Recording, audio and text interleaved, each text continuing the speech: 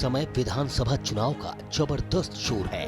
बिहार में इस वक्त दावे हैं, वादे हैं, पोस्टर हैं, परचम हैं। चौक चौराहों से लेकर गली मोहल्ले तक में सिर्फ और सिर्फ हार और जीत के तिकड़म है। राजनीतिक दलों के बीच वार पलटवार की भीषण लड़ाई छिड़ी हुई है। बिहार की बागडोर इस बार किसे मिलेगी, इसको लेकर खूब माथापच्ची है। न्यूज नेशन की टीम बिहार के तूफानी दौरे पर है।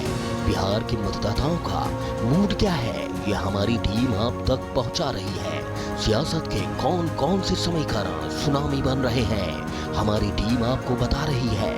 दलों के दलदल और सियासी हलचल की इनसाइड स्टोरी समझा रही है।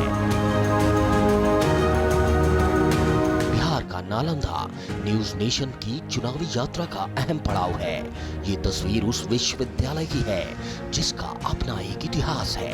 दुनिया का पहला आवासीय विश्वविद्यालय नालंदा अपने साथ इतना प्राचीन इतिहास समेटे है जिसे लेकर कई किताबें लिखी गई हैं। कहा जाता है कि जब दुनिया में विश्वविद्यालय बनना शुरू हुए थे, उस वक्त नालंदा कई सौ सालों की अपनी लेगेसी बना चुका था।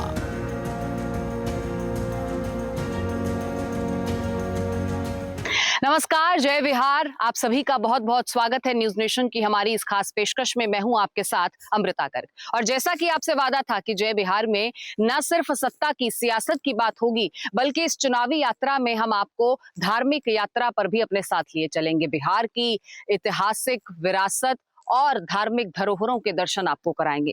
और इस वक्त मेरी मौजूदगी नालंदा विश्वविद्यालय खंडहर में है। ये वही खंडहर है जो न सिर्फ बिहार बल्कि हमारे पूरे देश की विश्व में एक अलग पहचान को स्थापित करता है।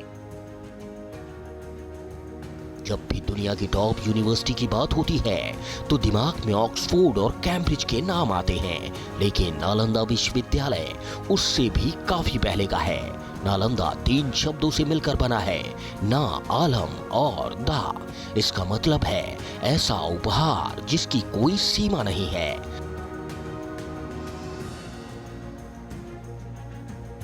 नालंदा विश्वविद्यालय जो दुनिया का सबसे पहला आवासीय विश्वविद्यालय था, यहाँ पर 10,000 से ज्यादा छात्र रहते थे, 2,000 से ज्यादा शिक्षक थे।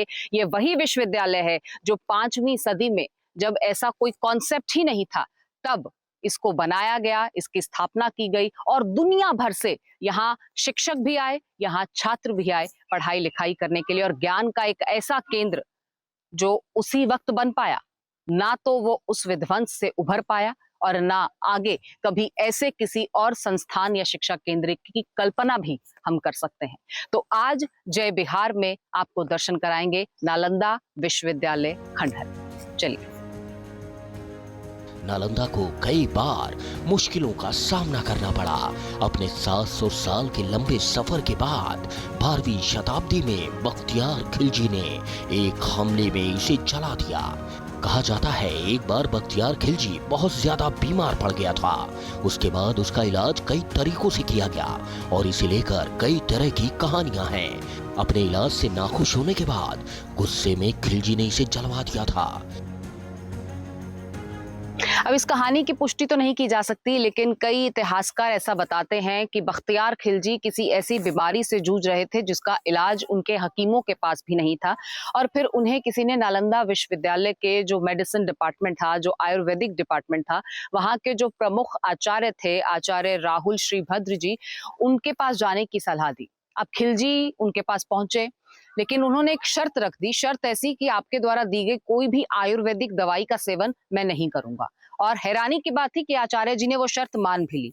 उसके बाद उन्होंने उनको कहा कि आप सिर्फ कुरान पढ़िए, आप कुछ मत करिए। वक्त के साथ बख्तियार खिलजी कुरान पढ़ते पढ़ते ठीक हो गए। लेकिन फिर बाद में जब उन्हें इस बात का पता चला कि आचार्य राहुल श्री भद्र जी ने उनके कुरान के पन्नों पर ही कुछ ऐसा लेप चढ़ा दिया था जिसमें दवाई थी, और जब भी वो कुरान पढ़ते, पन्नों को पलटते और अपना हाथ उनके अगर मुंह में लगता तो वो दवाई से धीरे धीरे ठीक हो गए।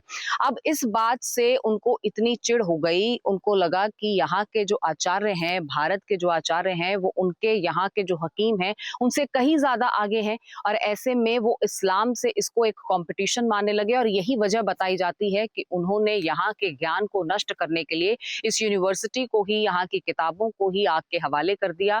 और उस समय जो बौद्ध धर्म था उसका प्रचार भी काफी तेजी से हो रहा था, जो ज्ञान था काफी तेजी से बढ़ रहा था।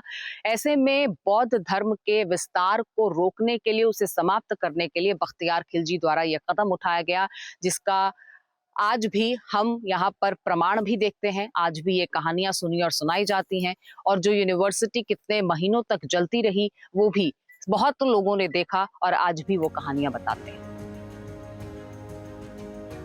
इस विश्वविद्यालय की कहानी बताती है कि भारत का ज्ञान सदियों से दुनिया को रोशन कर रहा है।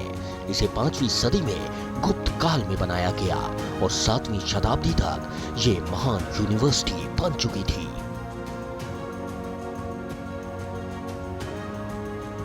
और चलिए अब इसी रास्ते से आपको नालंदा विश्वविद्यालय खंडहर की तरफ लिए चलेंगे। वही खंडहर जो कभी 90 लाख किताबों का घर हुआ करता था। दुनिया का, विश्व का सबसे पहला छात्रीय आवास विश्वविद्यालय, जहां पर 10,000 से ज्यादा छात्र, 2,000 से लगभग टीचर्स जो है वो यहाँ पर थे, और ये शिक्षक उन छात्रों को उच्च शिक्षा प्रदान करते थे। गुप्त सम्राट कुमार गुप्त प्रथम ने 5वीं शताब्दी में नालंदा विश्वविद्यालय की स्थापना की थी, और आज भी ये धरोहर हमें बताती है कि भारत की संस्कृति, भारत का इतिहास कितना महत्वपूर्ण था, जो आज भी याद किया जाता है। और आज इसी की तर्ज पर नया विश्वविद्यालय बनाया गया है, ताकि इस धरोहर को जितना हो सके भविष्य के लिए समेट के रखा जा सके। पर ये धरोहर कैसी थी, कैसे थे ये छात्रीय आवास, आइए आपको दिखाते हैं। ये एक विशाल बौद्ध मठ का हिस्सा था और कहा जाता है इसकी सीमा करीब 57 एकड़ में थी। इसके अलावा कई रिपोर्ट्स में इसे और भी बड़ा होने का दावा किया जाता है। कुछ रिकॉर्ड्स के मुताबिक ये आम के बगीचे पर बनी थी, जिन्हें कुछ व्यापारियों ने गौतम बुद्ध को दिया था। नालंदा विश्वविद्यालय इस वजह से खास था क्योंकि समय समय पर यहाँ महान शिक्षकों ने पढ़ाई करवाई थी। इन महान शिक्षकों में नागार्जुन, बुद्धपालिता, शांतर्चिता और आर्यदेव का नाम शामिल है। वहीं अगर यहाँ पढ़ने वालों की बात करें तो यहाँ कई देशों से लोग पढ़ने आते थे, लेकिन अब ये जगह पर्यटकों की पसंदीदा जगहों में से एक है। दुनिया भर से स्टूडेंट्स का ख्वाब रहता है कि वो लंदन की ऑक्सफोर्ड यूनिवर्सिटी में जाकर पढ़ें। ये आज का वक्त है, लेकिन आज से कई सौ साल पहले जिस यूनिवर्सिटी का इतिहास ऑक्सफोर्ड यूनिवर्सिटी से भी 500 साल पुराना है, वहां पर देश विदेश से छात्र पढ़ने आया करते थे। ये वही नालंदा यूनिवर्सिटी है, दुनिया के सबसे पुराने शिक्षा केंद्रों में से एक, जो आज लाल ईंटों का खंडहर बनकर रह गया है। और यहाँ पर अगर शिक्षा के क्षेत्र की बात की जाए तो ऐसे ऐसे विषयों का ज्ञान, जिसमें खगोल शास्त्र, साहित्य, मनोविज्ञान, कानून विज्ञान, दर्शन शास्त्र, गणित, अर्थशास्त्र, चिकित्सा विज्ञान, आयुर्वेद जैसे तमाम विषयों की पढ़ाई कराई जाती थी। भारत से जाने के बाद या भारत आने के बाद बिहार के नालंदा में बसा हुआ ये विश्वविद्यालय सबके मुंह पर रहता था और चर्चा का विषय रहता था। ऐसा वक्त इस शिक्षा केंद्र ने देखा है जो इसका गोल्डन पीरियड रहा, लेकिन उसके बाद इतिहास में कैसी घटना घटी कि ये पूरा का पूरा शिक्षा केंद्र जलकर तबाह हो गया। एक विश्वविद्यालय की भव्यता इतनी थी कि यहाँ 300 कमरे, 7 बड़े कक्ष और पढ़ाई के लिए 9 मंजिला एक लाइब्रेरी थी। साथ ही ये कई एकड़ में फैला हुआ था। यहाँ हर सब्जेक्ट के गहन अध्ययन के लिए बनाई गई थी 9 मंजिला लाइब्रेरी, जिसमें 90 लाख से ज्यादा किताबें रखी थी।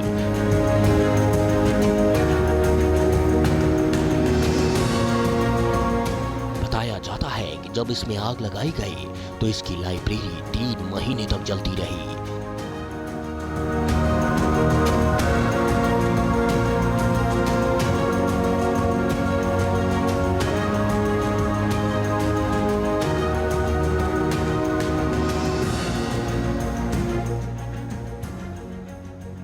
नालंदा विश्वविद्यालय के ये अवशेष आज यूनेस्को की विश्व धरोहर में शामिल हैं और इसी विश्व धरोहर को देखने के लिए हजारों हजारों की संख्या में टूरिस्ट यहाँ पर देश भर से दुनिया भर से पहुंचते हैं। इन अवशेषों की अगर बात की जाए, कहीं महात्मा बुद्ध की मूर्ति है, कहीं आपको ये शालिग्राम नजर आ जाएंगे, लेकिन उस वक्त इनका कैसे इस्तेमाल होता था ये आज सटीक तौर पर नहीं कहा जा सकता, पर ये सब कुछ खुदाई में जो है वो प्राप्त हुआ है। जाहिर है कि उस दौरान बख्तियार खिलजी ने जो आग लगाई, उसने सिर्फ एक शिक्षा केंद्र को तबाह नहीं किया, सदियों सदियों की विरासत और ज्ञान को भी उस आग में झोंक दिया। इस विश्वविद्यालय को ज्ञान का भंडार माना जाता है। यहाँ धार्मिक ग्रंथों के अलावा literature, theology, logic, medicine, astronomy जैसे कई सब्जेक्ट पढ़ाए जाते थे। कहा जाता है उस दौर में जो सब्जेक्ट यहाँ पढ़ाए जा रहे थे वो कहीं भी नहीं पढ़ाए जाते थे। ये यूनिवर्सिटी 700 साल तक दुनिया को ज्ञान के मार्ग पर ले जाती रही। नालंदा की खुदाई में करीब 14 हेक्टेयर में विश्वविद्यालय के अवशेष मिले। हालांकि आर्कियोलॉजिस्ट कहते हैं कि ये मूल यूनिवर्सिटी का सिर्फ 10% हिस्सा है। खुदाई में यहाँ गौतम बुद्ध की कांस्य की प्रतिमा, हाथी दांत, प्लास्टर की मूर्तियां मिली हैं। फिलहाल ये साइट यूनेस्को की वर्ल्ड हेरिटेज साइट में शामिल है। Team news nation.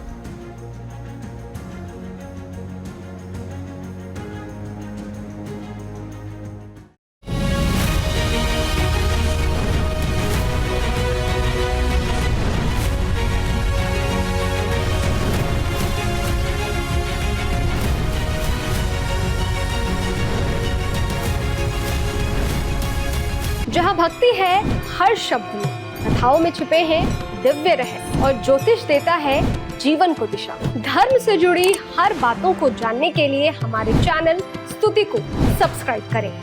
चैनल पर जाने के लिए इस लिंक पर क्लिक करें।